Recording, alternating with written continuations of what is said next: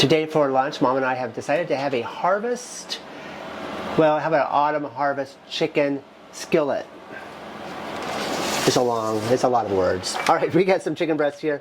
We're gonna salt them on the outside, and we're gonna pepper them heavily.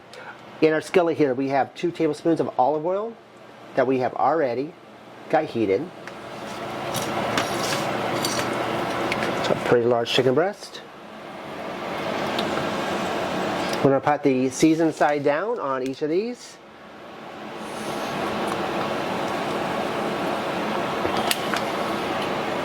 Then we're going to salt and pepper the other side. And we're going to cook these probably, let's say 4 to 5 minutes per side. It's going to depend on the size of your chicken breast. Ours are fairly thick, so ours is going to take longer. But you want to cook these until they are completely cooked at 165 on the inside internal temperature. If I can talk. All right, our chicken is done.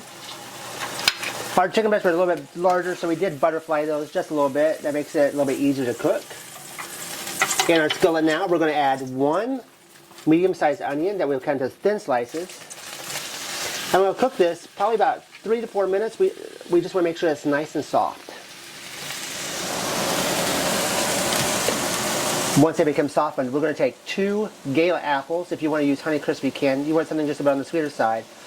We peel these, cut them into fairly thin slices. We're now going to cook this until they become soft, another couple of minutes. After we let those, we like ours a little bit firmer, so we left a little bit of texture in there. To that, now we're going to add 1 cup of apple cider. Make sure it's not the vinegar. This is apple cider. And a half a cup of chicken stock.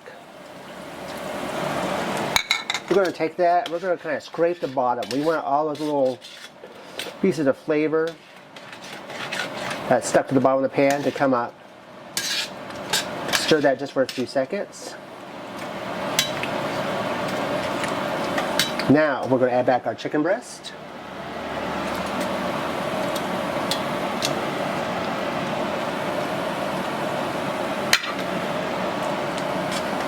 One teaspoon of fresh thyme. If you don't have to use fresh thyme, you can go ahead and convert that over to dry.